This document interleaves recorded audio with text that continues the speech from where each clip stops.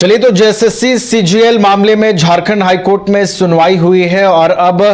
आज की सुनवाई के बाद एक और तारीख मुकर्रर की गई है। यानी कि तारीख पे तारीख जो है वो सामने आ रही है और छात्रों की चिंता लगातार बढ़ रही है। छात्र इस उधेड़ बुन में है कि आखिर इस पूरे मामले का होगा क्या। आज नजरें टिकी हुई थी कि शायद आज कोई फैसला आ जाए, आज कुछ अहम बातें हो इस पर और कोई फैसला आए जिसके बाद इस पूरे मामले में स्थिति स्पष्ट हो सके। लेकिन फिर से तारीख, तो अब यह कहना पड़ रहा है हमें कि तारीख पे तारीख से अब छात्र भी परेशान हो चुके हैं। हमारे साथ नीरज भी लाइव जुड़े हुए हैं, नीरज से समझेंगे इस फैसले को। नीरज, देखिए, आज सुनवाई हुई जेएसएससी सीजीएल को लेकर, फिर से नई तारीख मुकर्रर हुई है। कैसे देख रहे हैं, आज किन बिंदुओं पर चर्चा हुई और अगली जो तारीख है नीरज, क्या उसमें समझा जाए कि छात्र की चिंताएं कम होंगी? देखिए, काफी महत्वपूर्ण ये मामला जो है वो माना जा रहा था और ये कहा जा रहा था कि आज मामले की विस्तृत सुनवाई संभवतः हो सकती है, क्योंकि पिछले डेट में सुनवाई नहीं हो पाई थी क्योंकि एजी उस समय कोर्ट में उपस्थित नहीं थे, वो दूसरे मामलों में जो थे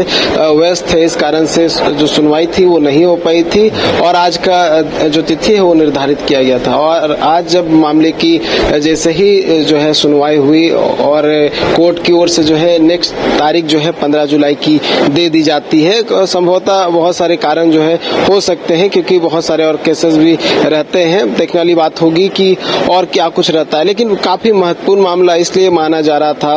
नवीन, क्योंकि ये पूरा डॉक्यूमेंट वेरिफिकेशन का जो प्रक्रिया था वो ये प्रक्रिया जो है पहले से पूरा किया जा चुका है और जितने भी सफल अभ्यर्थी हैं वो कोर्ट की जो वर्डिक्ट है, जो भी निर्देश है, आदेश है, उसका प्रतीक्षा कर रहे हैं कि कोर्ट की ओर से कब जो है कुछ आदेश आता है, क्योंकि रिजल्ट प्रकाशन पे कोर्ट की ओर से जो है रोक लगा दी गई है और अभी भी वो जो रोक है वो बरकरार है। ऐसे में लगातार जो है कोर्ट की ओर निगाहें, चाहे वो सफल अभ्यर्थी हो या फिर जिन्होंने परीक्षा दी थी, सभी लोग की निगाहें जो है कोर्ट की ओर रहती है और कोर्ट की ओर से जो फिलहाल जो है कोई इस तरह का अपडेट निकलकर सामने नहीं आया। हालांकि कह सकते हैं बड़ी संख्या में जो अभ्यर्थी थे, जो सफल अभ्यर्थी थे, वो भी कोर्ट के अंदर मौजूद थे, कोर्ट की सुनवाई सुन रहे थे। उसके साथ साथ जिन्होंने पिटीशन दाखिल किया है और पिटीशन के दाखिल करने के साथ साथ जो अन्य अभ्यर्थी हैं जो पिटिशनर के साथ हैं, वो भी झारखंड हाई कोर्ट के अंदर मौजूद थे। जो जहां पे सुनवाई चल रही थी वहां अंदर कह सकते हैं आज लगभग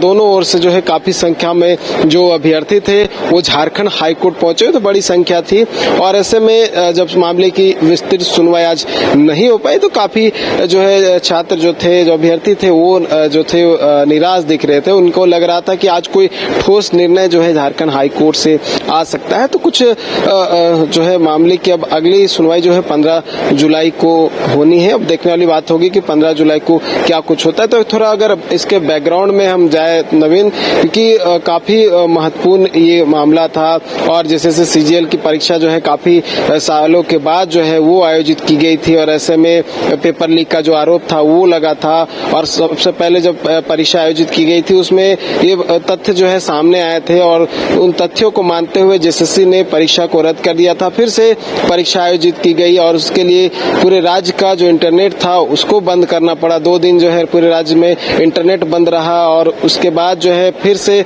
जो आरोप है वो लगता है कि पेपर लीक फिर से हुआ है और कई तरह की बात जो है कही गई, कुछ स्क्रीनशॉट्स दिए गए,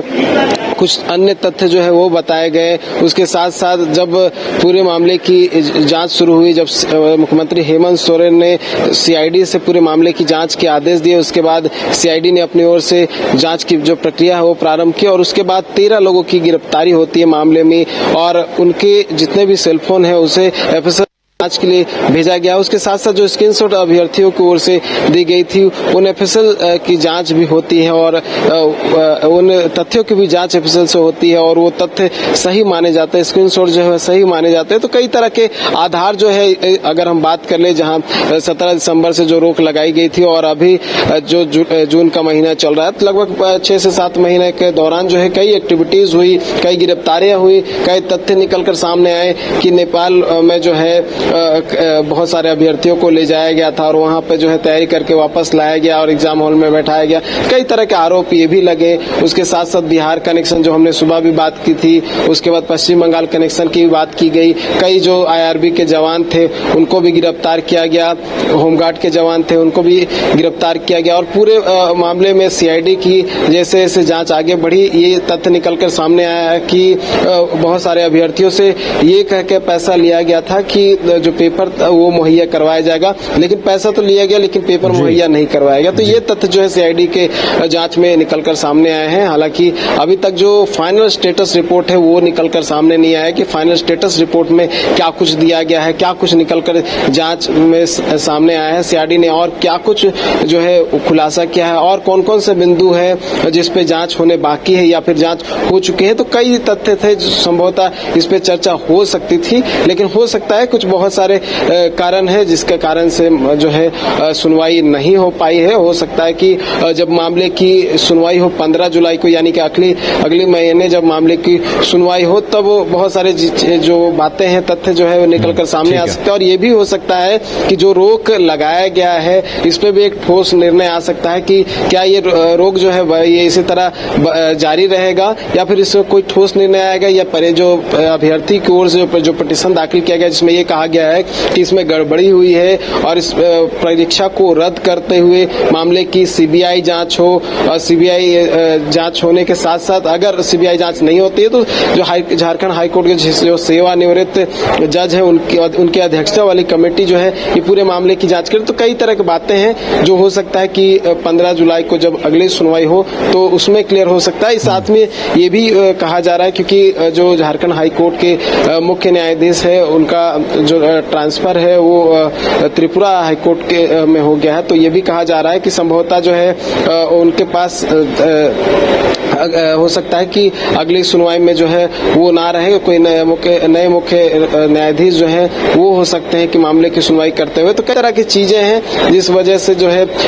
ये सुनवाई टल सकती है, क्योंकि आज कुछ सुनवाई हुआ नहीं, बस तारीख दे दिया गया है। तो देखने वाली बात होगी कि 15 जुलाई को क्या कुछ होता है और जो तथ्य हमने रखा है या फिर अभ्यर्थियों ने रखा उस पर किस तरह से विचार किया जाता है। चलिए, तो आज मामले की विस्तृत सुनवाई नहीं हो चुकी है। अब तक जो भी JSSC CGL मामले में जो चीजें घटी हैं, नीरज ने विस्तार से बताया है कि कैसे कार्रवाई हुई और उसके बाद फाइनल स्टेटस रिपोर्ट का अभी भी इंतजार है। आज उम्मीद थी कि विस्तृत सुनवाई होगी, लेकिन किसी कारणवश तारीख और आगे बढ़ाई गई है और अब 15 जुलाई को मामले की विस्तृत सुनवाई की जो संभावना है वो जताई जा रही है। बहुत बहुत फिलहाल धन्यवाद नीरज आपका हमारे साथ जुड़ने के लिए, पूरी जानकारी हम तक पहुंचाने के लिए। गोल जहां 27 वर्षों के सफर में 17,000 से भी अधिक छात्रों ने डॉक्टर एवं इंजीनियर बनकर भरे सफलता की ऊंची उड़ान, जहां साधारण छात्र भी असाधारण सफलता प्राप्त कर बना रहे इतिहास।